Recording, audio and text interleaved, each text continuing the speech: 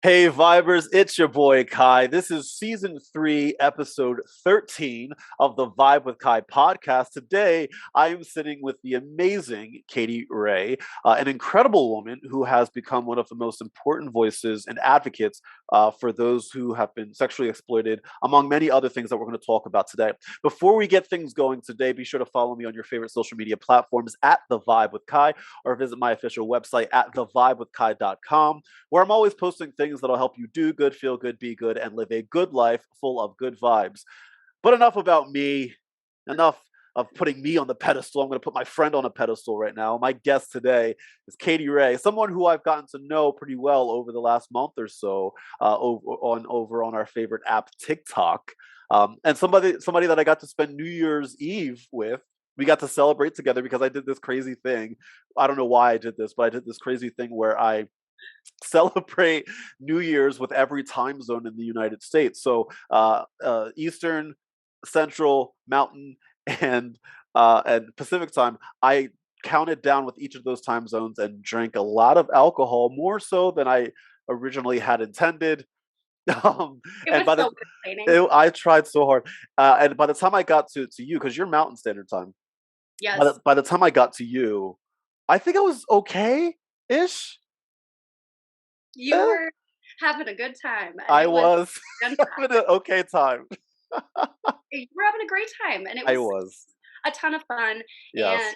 I know myself and a lot of other people had a really good time bringing in the new year with you Yeah. because you specifically centered it around, if you don't have anyone to spend your New Year's Eve with, Yeah. then we're gonna spend it together, and I just thought Absolutely. such a great idea. It was amazing. Absolutely. And that actually, so let me give a quick intro to because we're going to talk a little bit about that. And I want to give a quick intro to anybody that's listening or watching right now that does not know who this beautiful woman is that's on your screen or the voice that you hear right now. Catie Reay, she was born into a religious cult in Montana, and experienced sexual assault on a regular basis at a very young age. And today, what she does is she talks about her journey publicly, and she has made it her, I guess, your goal in life to help anybody who has been experiencing similar circumstances, similar situations in their life. And just knowing your story, because we're going to talk about this, is incredible. But before we get into that, I do want to talk TikTok, because that's how we met here, and you get to tell your story, which we'll talk about. But what's it been like in general for you on TikTok? Were you a pandemic TikToker, or were you on TikTok before? Did you come late to the game? Where do you stand on that? I was a pandemic TikToker. I watched all my millennial friends Yes. hopping on the dance trends, bored in the house, they were in the house bored, doing all of these dances, and I was Yes. like, "Oh," I couldn't give in to Yeah. the idea of hopping on another platform that would just suck my time, but we were Yeah. quarantined, so I said, "You know what? I'm gonna jump on a transition trend, I'm gonna give it a try." Yeah. And it quickly evolved into this place where Hmm. I could be my most authentic self. Yes. And I felt so comfortable being weird and having a messy house and telling horrendous dad jokes and sharing what it's like being a mom of four and Yeah. all of the different facets of that and how multifaceted it was, and the amount of people who felt so seen looking at my messy kitchen while I was cuddling my toddler, Right. or listening to me talk about the struggles of postpartum depression, postpartum anxiety, postpartum psychosis. Hmm. And there were so many people who came and said, "Wow, I feel really seen here." Right. And then it started progressing into my journey to being clean. Mm. I used drugs and alcohol for nearly a decade to cope with the abuse that I went through as a child, and I Right. made one glow up video from being in active drug abuse Yeah. to being clean for 10 years. It marked my decade of being clean. And I had one person say, "Would you just tell us your story? I think it will help a lot of people." And Yeah. that's where it all started. And I shared a 17-part series from this Katie's perspective, Yeah. older Katie, of what it was like going through what I went through and then where I had come to. And then Hmm. it quickly progressed into an absolutely incredible community of followers and mutuals who Yeah. supported the process of advocating for other survivors of similar kinds of trauma. That's amazing. And what I did on TikTok, I actually, because you're live on TikTok right now as we're recording this, I am. and I actually sent you a guest request. That way, if anybody from my end wants to listen in as well, they can watch me and you talk at the same time in your little box at the bottom. So that's an incredible story, and I appreciate you. Oops, hold on. Let's turn that down. There you go. Can you still hear me? Yep. Awesome, cool. So it's such an incredible story, and I appreciate you sharing that with us because I can't even imagine what it's been like for you to go through the story, yet alone let alone to talk about that every day, pretty much, and all of that. So you gave with this right here, you allow people to reach out to you every day, pretty much, and you have to live through this and live through their trauma and their experiences every day. Uh, what is it like just hearing those stories? How do you go about handling that personally? I would only be able to do what I do on a level of not just sharing my testimony, but being able to have others share theirs with me and Right. offering resources and support if I came at all of this from a place of radical freedom and healing. I created this account to tell people what it's like going through what I've been through and coming to the other side of full circle restoration. If I started this account in a place where I was, say, 5 years ago, where I was still living actively in my unhealthy coping mechanisms and I had very few tools and resources and I was actively triggered every single day and all of my trauma responses were in full force and full use, I would not be able to advocate for people the way that I am. But nearly 2 decades of trauma therapy and working actively on recognizing and understanding what my trauma responses and triggers look like and how to advocate for myself, I've been able to advocate for others. Sometimes it's tough being trauma dumped on every single day. Hundreds of messages a week, opening, hearing the horrific things that people have come from and are still actively inside of. But there is nothing more fulfilling than being able to offer someone hope, a listening ear, climbing in the hole with them for a little. Sometimes someone just needs to hear, I believe you. I believe you. Your story matters. Your story is valid. Sometimes people need resources because they want to be able to experience the kind of freedom that myself and so many others have on the other side of our trauma. And sometimes people just come to me to say, watching your POV helped me. Like watching your account has helped me in ways that therapy never did. Being so seen and so heard helped me walk through my healing journey too. So thank you. It's not easy, but it's so worth it.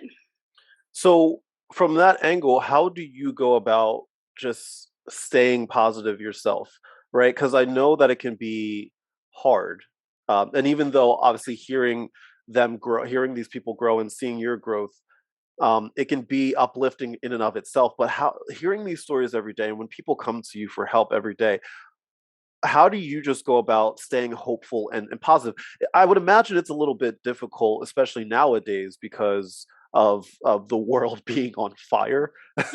you know, we're Yes. heading into year three of the panorama, Yep. and it's been quite the journey for a lot of people. And if there's one thing that I've realized, is that there's a lot of people that have given up, understandably so, because it's really hard, and it's really hard to see that light at the end of the tunnel. So how do you continue to find the strength and to stay hopeful when there's so many things that are surrounding us that are just so downtrodden right now? I think it's really easy to lose hope when you've partnered with lies.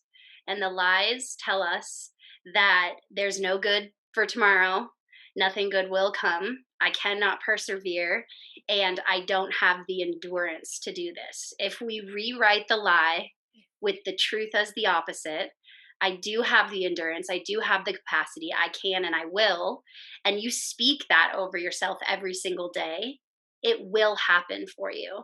Now, we're not talking immediate gratification here. These are things that take time.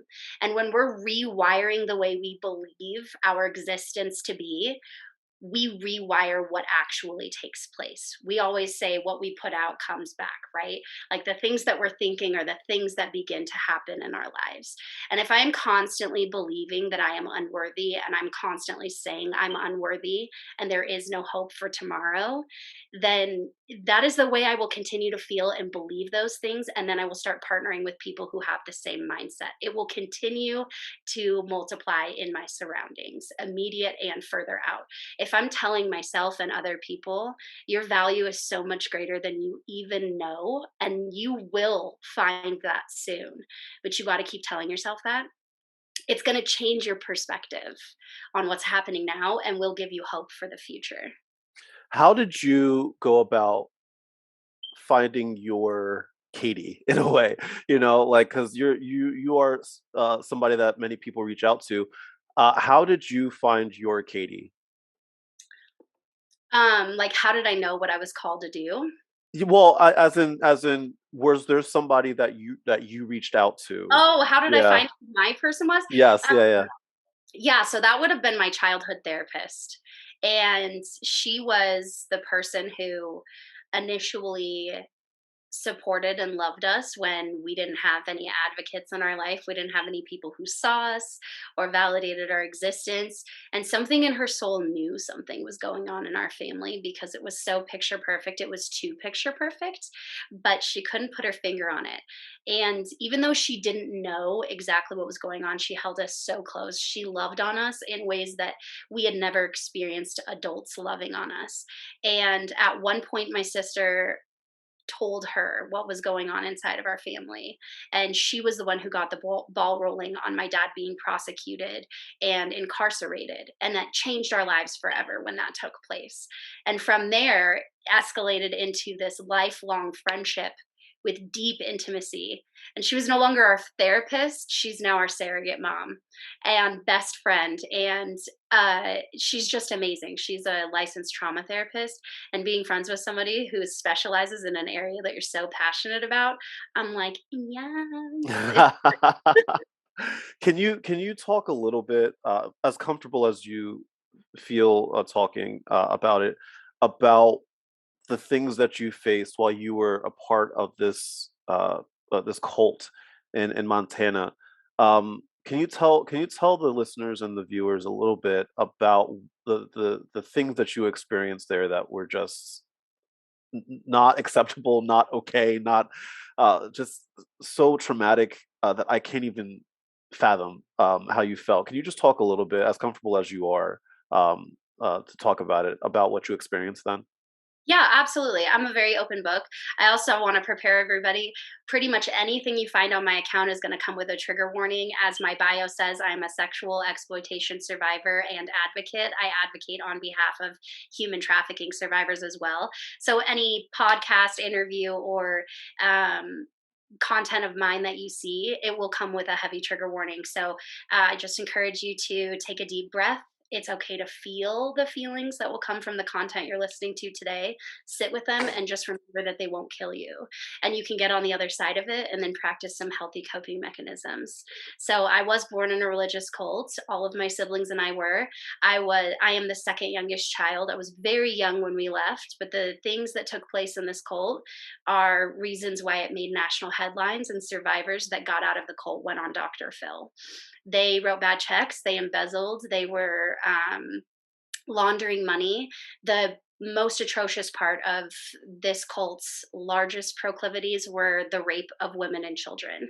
There was an inner leadership ring of men. If you were invited into the ring of men, you had your pick of any woman or child inside of the cult at any time to do with what you wanted, and no one was allowed to say no. No one's husband, no one's child, no one's wife was allowed to say no. It was simply a part of the culture. And because this was a religious cult, the name of the cult is Curly Thornton Ministries. It was a Catholic based cult. Because this was a religious cult and it was framed under the guise of religion and the practices of this is the expectation God would have for you inside of a healthy life, we had a lot of things that were framed inside of this expectation. Like nothing you watch, listen to, or say can be unglorifying to the Lord. So we would have parties where we would burn and chop pop up Disney movies and secular CDs. And I tell you, that is probably by far the weirdest thing that we used to do. We made parties out of hacking up Aladdin. That's my favorite Disney movie, by the way. Second It's favorite. so Second favorite good. behind Lion King. Lion King and Aladdin It, are my favorites. it is so good. I'm telling you. But it there were a lot of memories I had that looked like that. Very cult-like controlling behavior. And I don't have a lot of memories of sexual abuse that I experienced that came from the cult. My sexual abuse happened from another family member. But these were expectations inside the cult that were brought home and then expected of us kids. So it was the culture of the cult that was now the culture of our family. I I can't even fathom Yeah. like how you even begin to process that as you grow Therapy. older. Yeah, yeah, yeah. Well, Lots of I'm therapy. an advocate, and you've heard me say this before. I'm an advocate that everybody should go to therapy. Just everybody should go, because I think it was one of the best decisions I ever made. I honestly I didn't think anything was wrong, quote, with me. And I realized that you don't have to find something wrong with you to go to therapy. It's good to help go just to help you process. But for you, I don't to be able to just take all that in as you grow older and process that and understand after being for lack of a better term, and correct me if I'm wrong here, I guess brainwashed in a way to make it seem as though this is okay, this is normal, this is how life should be, and we are the good guys here. Is this cult still around? No. So Curly Thornton died, I want to say somewhere in the 2000s. I don't know if Okay. it was the early 2000s or um, 2010 or after. I can't quite remember. You can Google it though. He's very searchable. He ran for president against Lincoln Clinton. Sorry. I was like, oh, we're going back some time here. How old are you? I'm kidding. Right? So he ran for president against Yeah. Clinton, and he was just a very bad man. I want to kind of roll back just a little bit and let you guys know there is no one religion or group or occupation that's subjective to cults. They are everywhere, and it always starts out with a charismatic person who has a mindset, and they usually have good intent, and they just want people to be a part of the process of making this movement, this theology, this ideology a more widespread concept. And they get some followers and they get some friends to get on board, and it starts picking up steam. And this is where the power and the hunger and the money and greed begin to skew the theology, and they begin to change the hearts of the man who initially had a good idea. And this is where you see the lies that compound on top of lies and bad ideas that turn into horrible ideas, and people start getting hurt. This is where you see people having to manipulate and coerce other people to get into the cult because they'd never join if they knew what was going on. And then at full steam, this is where people know what's going on and they have zero intention of being there. People inside the cult want to leave at this point, and you've got blackmail on top of blackmail to not only keep people but to get them to recruit others. So it's not subjective to one group. A lot of people look at something and they say that's a cult right there, or Right. another thing that's a cult. They're everywhere. They're Yeah. literally everywhere. How do you are there people out there that you were with during that time period that that you're still, I guess, in contact with today in some way that you feel are still haven't, I guess, recovered from that time period at all? So there is only one family that we were in the cult with, and their parents never told them that we were in a cult. Their parents never told them. They grew up in such an air of protection, and they never knew. And I'm still friends with them to this day, and I'll never tell them because that's not my place to just So that like. to this day they don't know. to this day, they don't know that that was what they were experiencing. Those were the gatherings they went to. Those were And now today they're grown adults they're that grown. how does that make you feel? Is it something that you want to say, or do you feel it's just not your Oh, place? no, it's not my place. Yeah, It's not my place, and it makes me feel, grateful, yeah, grateful for them that they have had a completely different experience, that they didn't go through the radical sexual abuse that we did, and because they didn't, their parents felt they didn't need to uncover, and they grew up in this space that was so safe and so yeah, healthy, and they are amazing, healthy adults and moms and aunties, and they have such a healthy relationship with their parents and with the people around them, and they didn't have to claw back from radical trauma. Um, it it doesn't have to be a part of everybody's story, sure, yeah, and I don't look at it like you should know, you need to know, because there's yeah. this space that if you just don't know, then you can't heal from it. Um, I'm happy for them. I'm Wow. just happy for them. Have they ever asked you about it? Yeah, they've asked Yeah. me about my story on multiple occasions, like, "Oh my gosh, I had no idea that you and your sister went through this. I had no Okay. idea So that they're your." well aware of like Yeah, the stuff that you went yeah, through in your but I family. never came back around and said, "You were too, boo." Right, We right. were in it together, because our experiences were just Just so so different. profoundly different. Wow. That's wow. Yeah.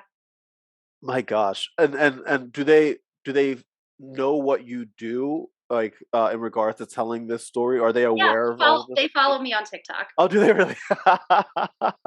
Wow. Wow. Have they ever said anything like have they ever been like, "Wait, what?" Have they I ever no, when I initially started sharing my story, they just Yeah. reached out and told me, "I love you. I had Yeah, no yeah. idea that this was the depths of what your childhood looked like. If I had Yeah. known, I'd have gotten you help," because we were Yeah. best friends from childhood. Sure. But truly, it's just really neat to see how different people's experiences can be, and at no point was I ever jealous or angry or upset, or why couldn't that have been my story. It was only always ever like, yes, go get your freedom, yes, go have your freedom, let that ring, because it was this like taste of freedom I hadn't seen coming out of this cult, and I watched someone come out of the same cult and be so okay. I was like, yeah, that's the good Right. stuff. That's amazing. So when you speak and well, let me just stop real quick and just say that I appreciate you being so open about the story and the experiences that you've gone through because if you were to tell me if, if I were to know your story and you were to say it's just something I don't talk about, it's just something I just don't want to relive, I would understand, Yeah, right? But the fact that you tell your story and on top of that try to help others, I think, I mean, that says a lot about you as a person, and I appreciate you.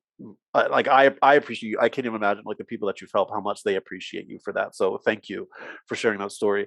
In regards to the people that have reached out to you recently, whether it be on TikTok, Instagram, or any other platform, do you find that it's mostly young women that are reaching out to you, or is it just all ages of women that are reaching out for help?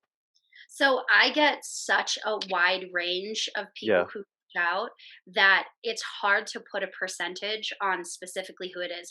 I'd say probably the vast majority are minor females, and they are either still in abuse. I call CPS about once a week, and I have extractions done with children who are in abusive situations, or children's advocates I'll get in touch with and have them start the process of making sure a kid gets to a safer spot.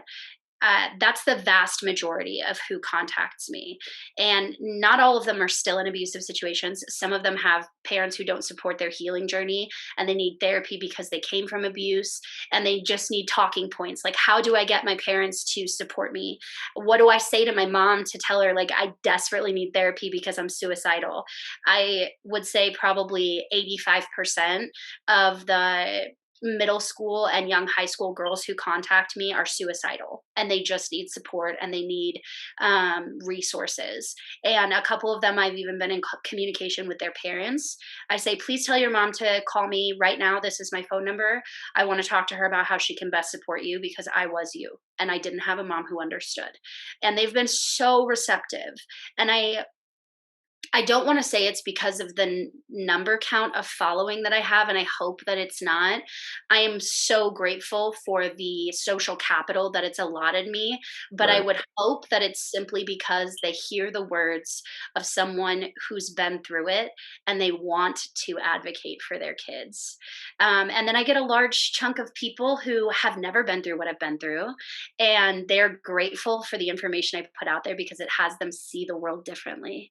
Their occupation is a nurse, a doctor, a surgeon, a police officer, a firefighter, a teacher. And I get messages constantly from people in whatever work field who say, I had no idea that these were symptoms of trauma. I have so many kids who are walking red flags now that I've watched your childhood trauma POV. I see my students, I see my patients, I see all of these people so differently, and I'm going to be advocating for them in a different way now. It's the middle school boys who hit me up that really like punch me in the heart, though. When I get these middle school boys who say, I had no idea that these could have been things my classmates were going through. I was going to ask you that actually because I know a lot of times when we think about people that have been sexually exploited, a lot of times we talk about girls and women, obviously that and what they've gone through. Have you also heard from boys and men who A lot. have gone through that? Because I mean, I think, and this is where I'll get a little vulnerable here. So like I was also sexually assaulted when I was younger, and Interesting.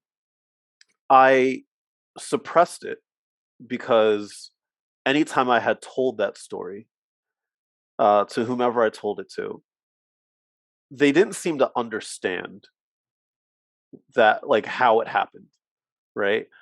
And all I said was quite easy. I was out of it, and she took advantage of me. And but they'll say things like, "But why didn't you just push her off? You're stronger than her. Why didn't you?" And I ended up stop telling the story because I would get more questions about why I didn't do things as opposed to even simple things like, "Hey, Kai, I'm sorry that you went through this." Right? Like people will just immediately start being like, "Well, how did you let that happen?" Like I can't imagine saying that if somebody were to come up to me and say, "Hey, Kai, I had to deal with this." At no point would I ever say to them, boy or girl, man or woman, and everything in between. Oh, why did you let that happen to you?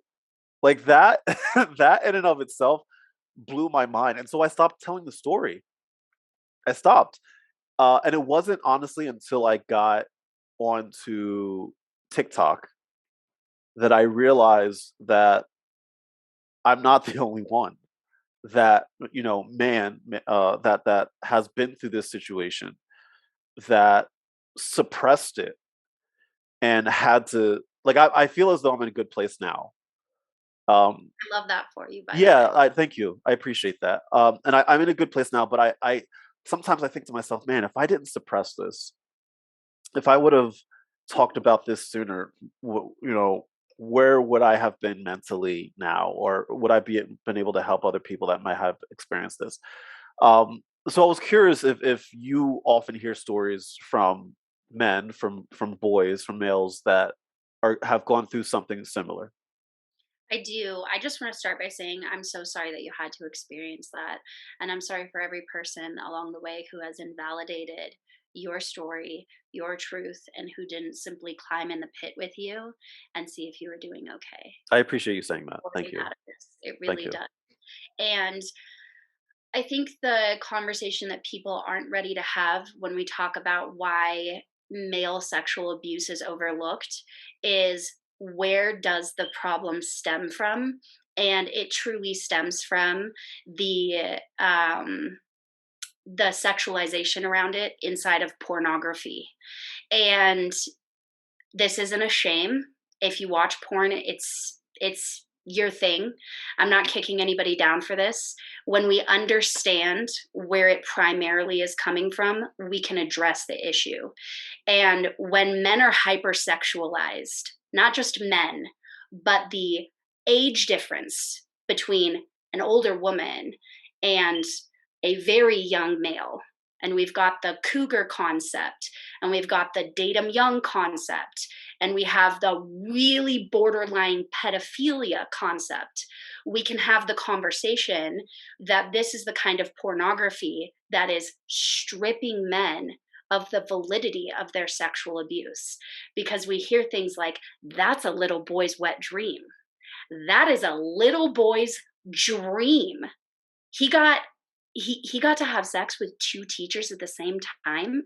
Yeah, right, is he traumatized?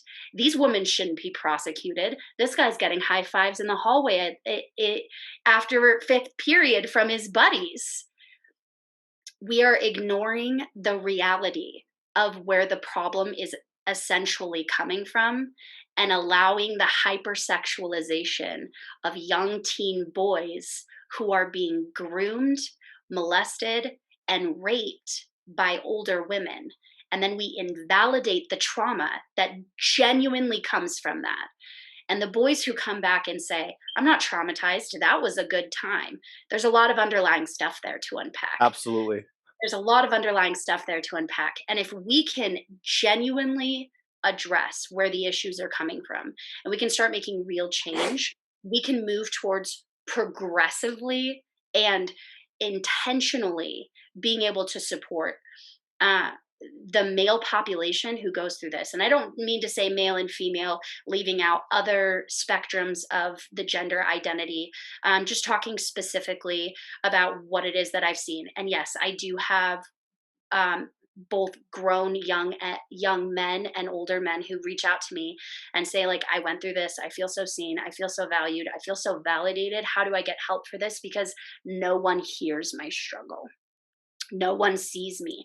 And so often I'm seeing it happen inside of homes when it's boys. It's happening incestually. And other times it's a stranger in a park or a bathroom or a gym locker room, and they don't get to talk about it.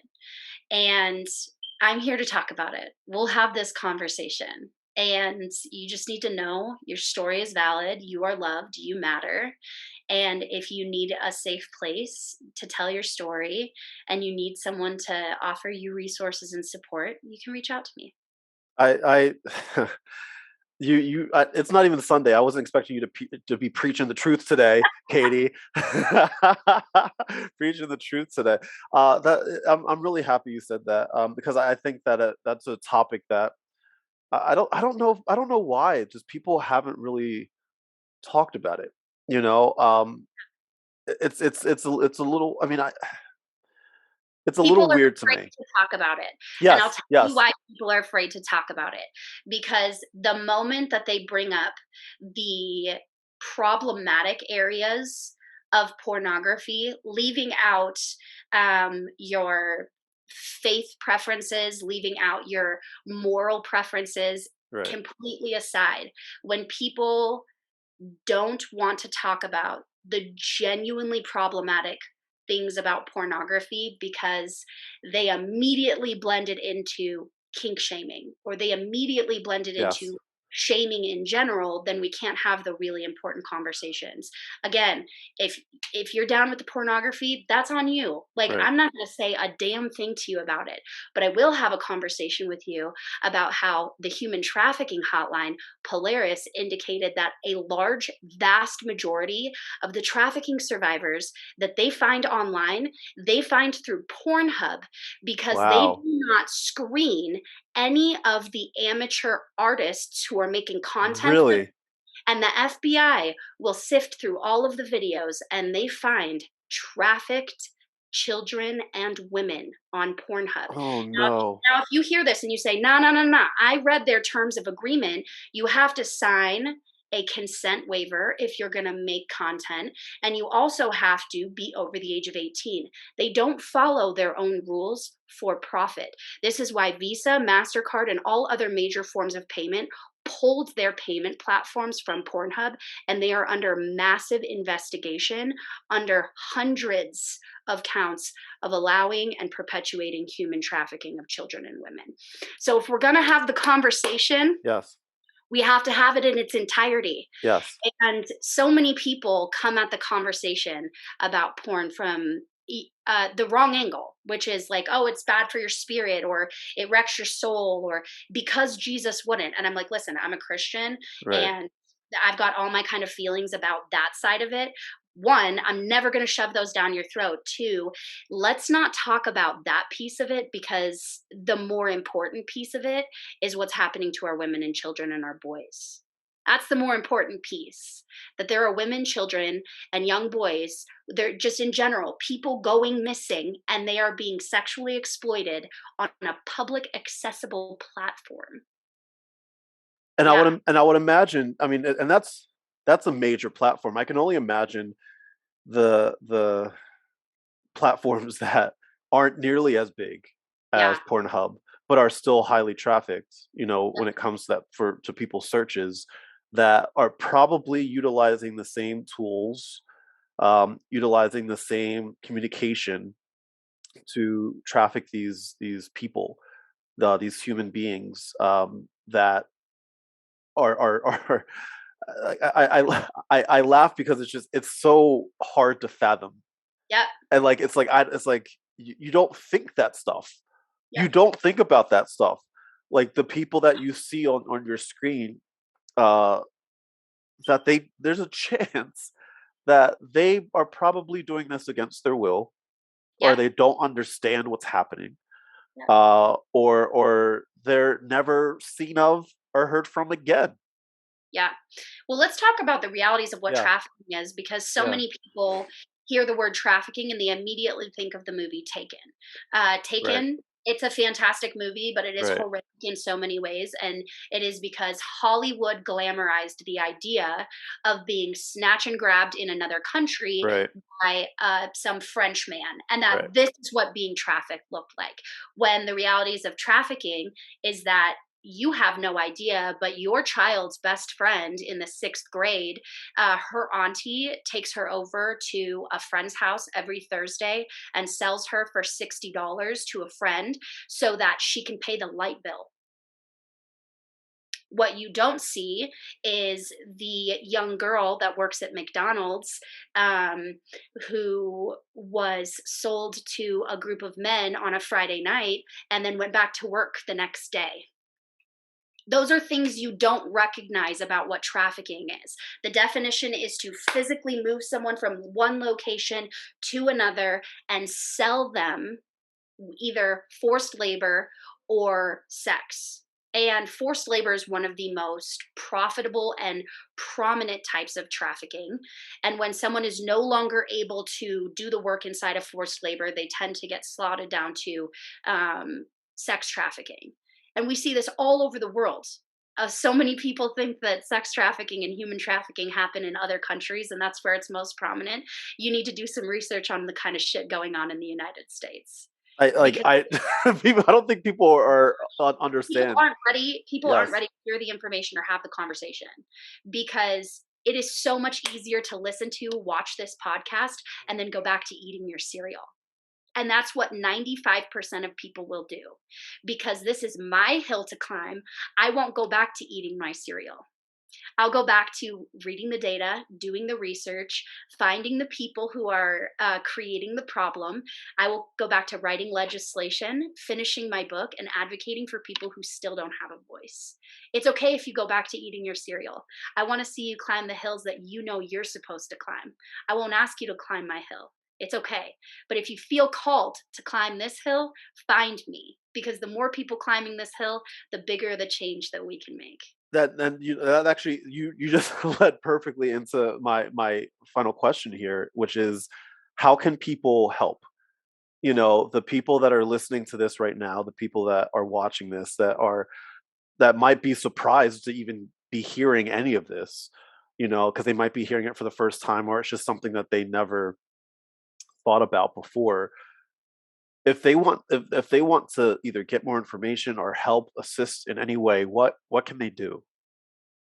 There is a link in my bio, my link tree, on both TikTok and on Instagram and on Facebook. You can find me linked under Catie Reay, Catiereay. I'm also the TikTok advocate on TikTok. The link in my bio is a petition to have teachers trauma informed care trained nationwide. Trauma informed care training is going to give our educators the ability to see what they're really seeing. Often they see a lack of attendance, appropriate behavior, lack of being present emotionally and mentally, as just a bad kid. And in reality, often it's a cry for help. And when a teacher can see what's really happening, you can have fewer and fewer students fall through the cracks. Who are our most vulnerable to trafficking? It's our youth. What youth? The LGBTQ community, our BIPOC community, children who have been in foster care, who are currently homeless, or who have had parents that were drug and alcohol abusers, or they themselves have already struggled with drug and alcohol abuse. Those are our most vulnerable youth to human trafficking because of the trauma that comes from that specific situation. They end up in situations where they will very likely become a statistic of human trafficking. If early on our teachers know these are the youth who are most likely to be trafficked, they can get them support, resources, help them start their healing journey super early, you're going to see a massive reduction in human trafficking numbers, like wicked reduction. It's not just snatch and grab. Don't fall for the um like the viral videos where someone says, "Oh, the car seat sitting on the side of the road is a trafficking tactic." Stop it. Like, don't fall for that crap. Or the note that's left under your windshield is a trafficking tactic. Like, you pull the note off and they snatch and grab you. Does that potentially happen? Yes. Is that the trafficking tactic? No.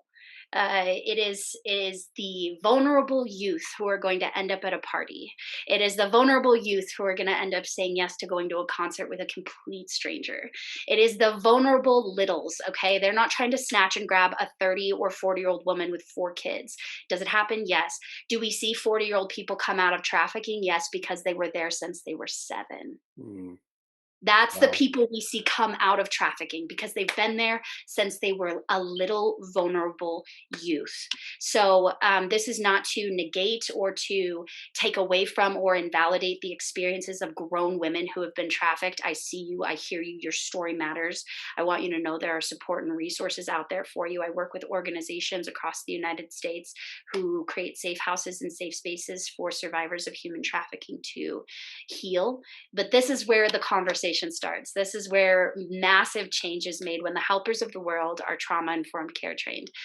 You can also donate to organizations like the Her campaign out of Billings, Montana. That's one I work with closely, who create safe houses and programs for survivors of sexual exploitation to heal and to safely reintegrate back into society.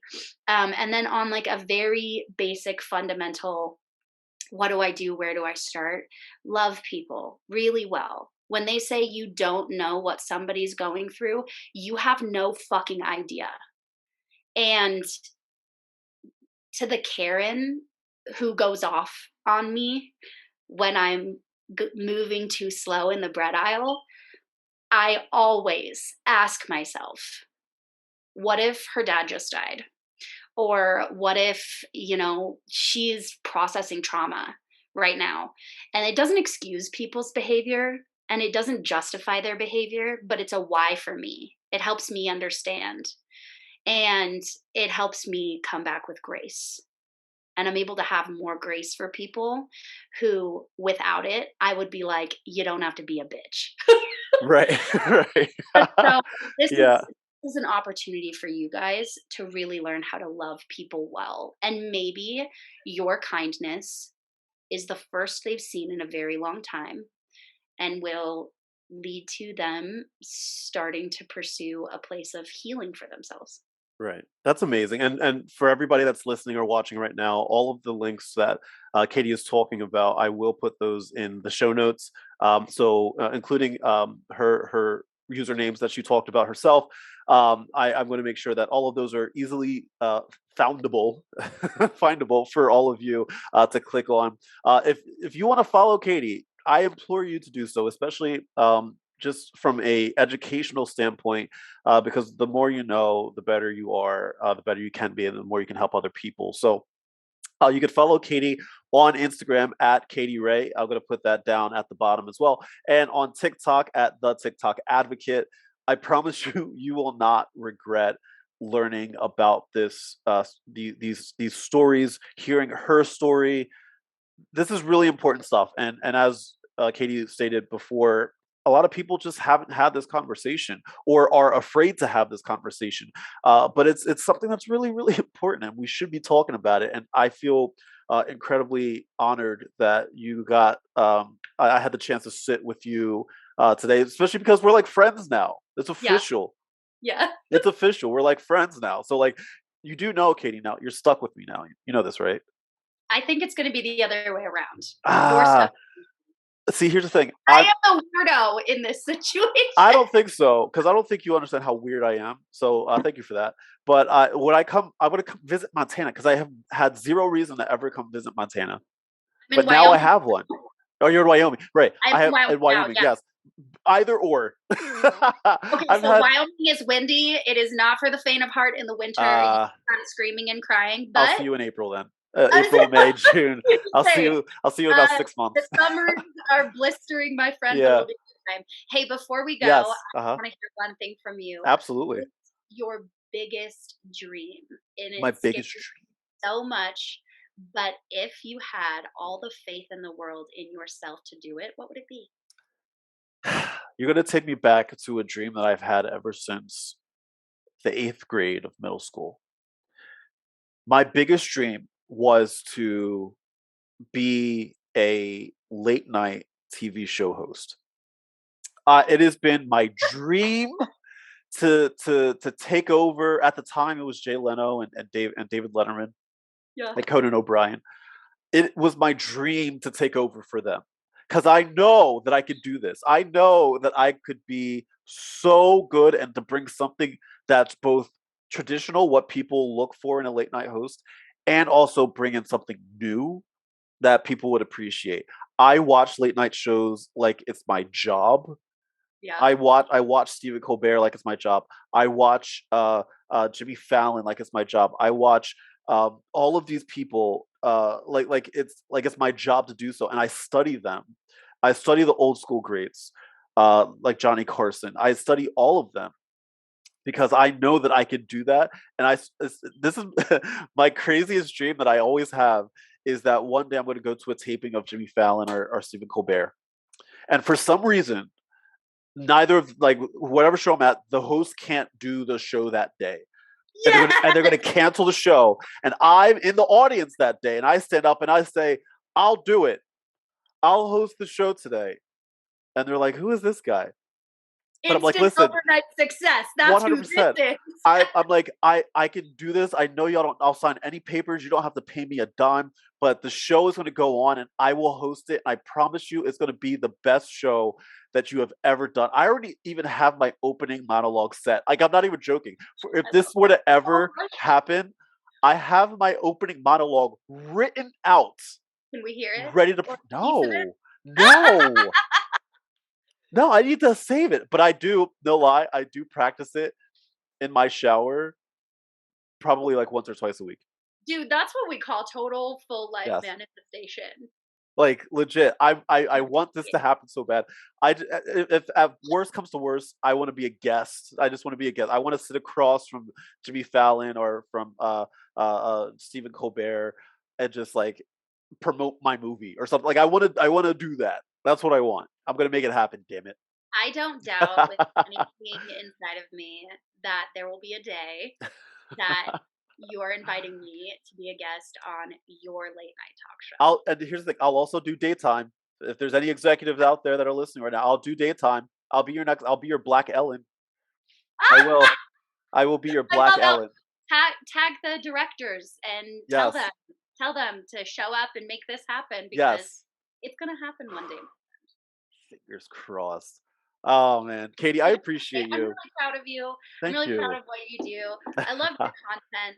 You're Thank out you. here making a smile, making a difference I for people who try. need it. And some people come across your content just looking for a safe place on TikTok where they're not being trauma dumped on or they're not experiencing weird feelings because the Yeah. content is so negative. Yeah. And TikTok really is a profoundly dark place. It can, oh, 100%. Yes. It really is, and so much of what we come across so frequently when we're scrolling the For You page just sucks the joy right out of us. 100%. There's a lot of times that I'm Your scrolling account through my is a FYP pocket that of joy.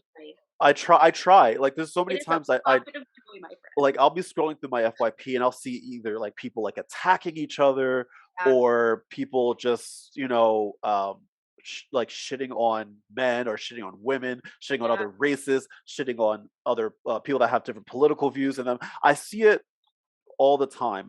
And yeah, my goal with everything that I post, every single time I film something, I say, is this going to make somebody's day a little bit better? yeah, dude.